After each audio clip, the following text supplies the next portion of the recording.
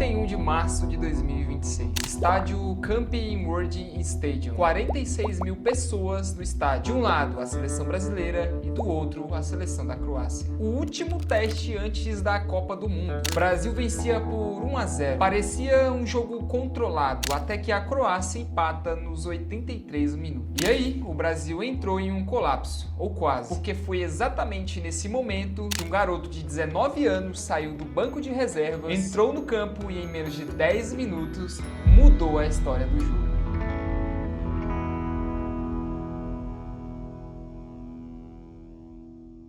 Não tem como negar que esse moleque é determinante e foi determinante nesse amistoso contra a Croácia. E mesmo assim, dias antes, o técnico da seleção brasileira, Carlo Ancelotti, tinha dito o seguinte: Endrick vai ser o futuro da seleção, não o presente, o futuro. E eu precisei parar e me perguntar, o que exatamente o Ancelotti está enxergando que a gente não está enxergando? Porque o que os números mostram, o que os olhos veem dentro de campo, contam uma história completamente diferente. Dia 30 de março de 2026, um dia antes do jogo contra a Croácia, Ancelotti convoca a imprensa para uma coletiva. E lembrando que o Endrick tinha ficado no banco na derrota contra a França. E isso já levantou muitos questionários. E as pessoas, os torcedores, os fãs queriam respostas. E o Ancelotti deu. Endrick vai ser o futuro da seleção. Temos jovens muito interessantes para o futuro. O futuro da seleção está bem coberto. Mas, Ancelotti, a gente não quer saber do futuro. A gente quer saber do presente. Em 2020, sei lá quanto que vai ter outra Copa, 2028 eu acho que vai ter. Aí é outra história. Agora é agora. Então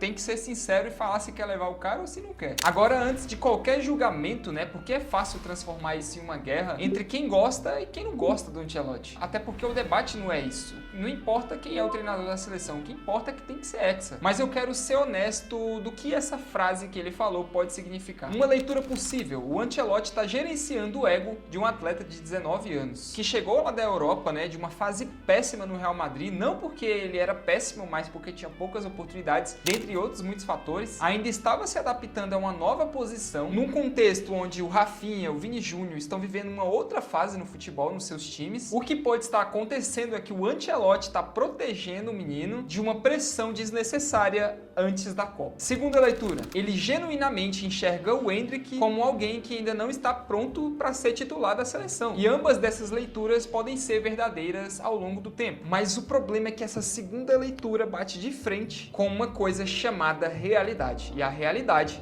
tem números.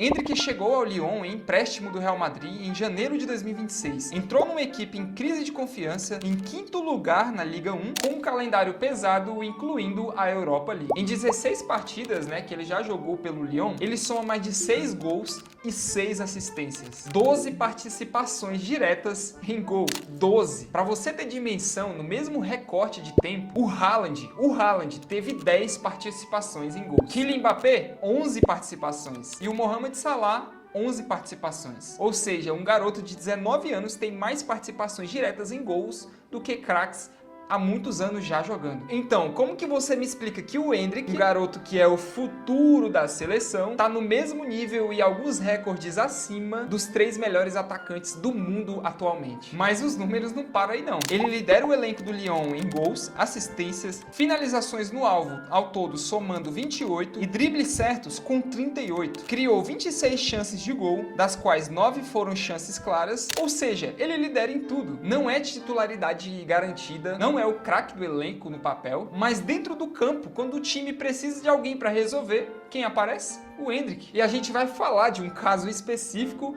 para resumir isso que eu tô te falando.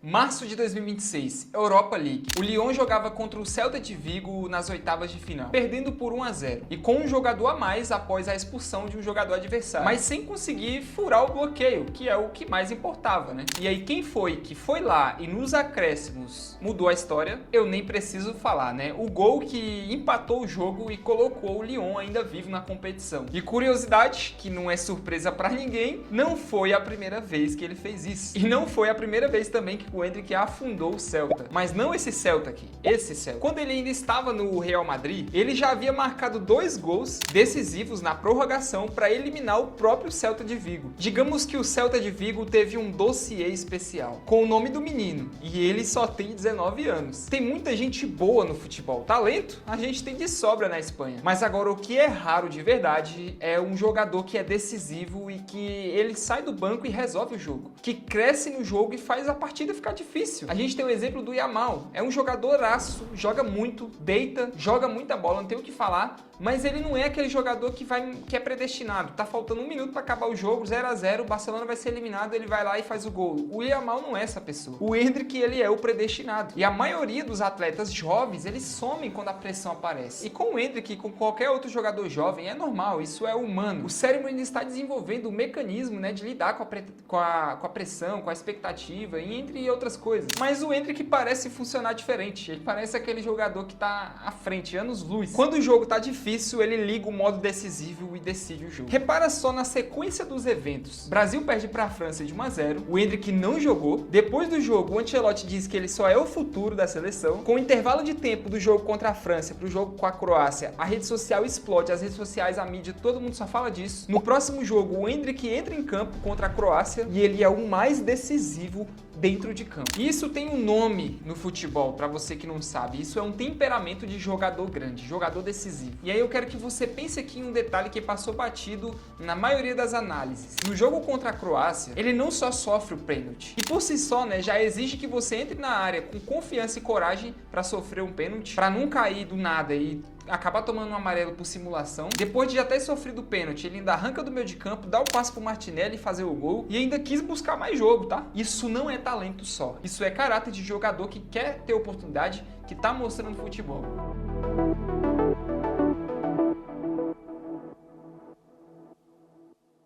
Vamos falar aqui de seleção, né? Com 18 anos, Endrick já tinha marcado gol contra a Inglaterra, Espanha e México. As 3 seleções das mais tradicionais que tem, né? Não são jogos amistosos qualquer. É jogo que o treinador coloca em campo aquele jogador que ele quer ver se vai entregar de si e muitos acabam não entregando. E o Endrick entrega. Mas enfim, a convocação final sai de 18 de maio, a Copa do Mundo começa em junho e o Brasil está no grupo C, com Marrocos, Haiti e Escócia. A estreia vai ser contra o Marrocos em 13 de junho em Nova Jersey. Ancelotti renovando seu contrato com a seleção até 2030, ele está construindo um castelo e nessa construção o Endrick é uma peça. A questão é, qual peça? Porque tem uma diferença enorme entre ser convocado e ser utilizado, entre estar no banco e ser opção real, entre ser tratado como futuro ou ser tratado como presente. E o que a data FIFA de março mostrou foi exatamente isso. Quando o jogo pediu, o Endrick foi chamado e ele respondeu. Ancelotti tem nas suas mãos o que um grande técnico sempre vai encontrar na sua carreira. Um jogador jovem demais para ser intocável, mas decisivo demais para ficar de fora. E eu não tô dizendo que o Endrick vai ser o fenômeno, nossa, ele vai decidir a Copa, mas tô dizendo que o futebol e as escolhas do futebol, elas cobram. E às vezes cobra caro, tá? Quando você decide que um jogador só tá pronto depois que aquilo já passou. A Copa do Mundo de 2026 vai acontecer uma vez e daqui só 4 anos vai ter de novo. E nesse palco, nesse momento,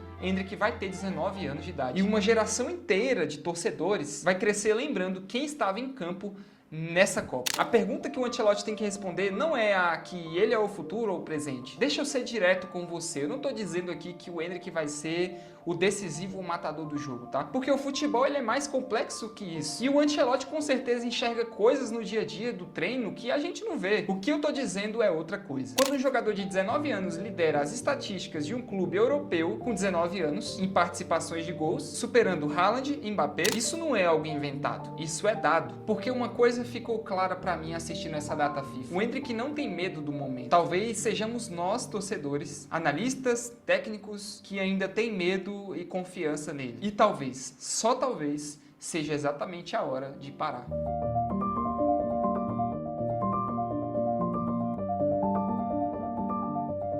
futuro ou presente? Acho que essa pergunta já tem uma resposta. E ela tá nos dados, nas estatísticas, nos minutos, tá no gol nos acréscimos contra o Celta, tá na mudança de jogo no jogo contra a Croácia, tá nos olhos de todo mundo que viu um jogador sair do banco, entrar em campo várias vezes e decidir uma partida. Mas tudo isso a gente só vai descobrir em junho. E se você chegou até aqui, me faz um favor, deixa aqui nos comentários o que você acha disso tudo. Qual a sua opinião sincera? O Endrick tem que ir pra Copa, o Endrick tem que ser titular, o Endrick vai decidir, ou ele não vai resolver nada, ou o Ancelotti tá certo em ser conservador? O que você acha? Inscreva-se no canal se você ainda não tá inscrito, ativa o sininho também, deixa o like no vídeo, porque o YouTube vai te mandar mais vídeos, né, aqui desse canal, porque a gente vai fazer muito vídeo sobre a Copa do Mundo aqui. Muito obrigado por assistir, até a próxima.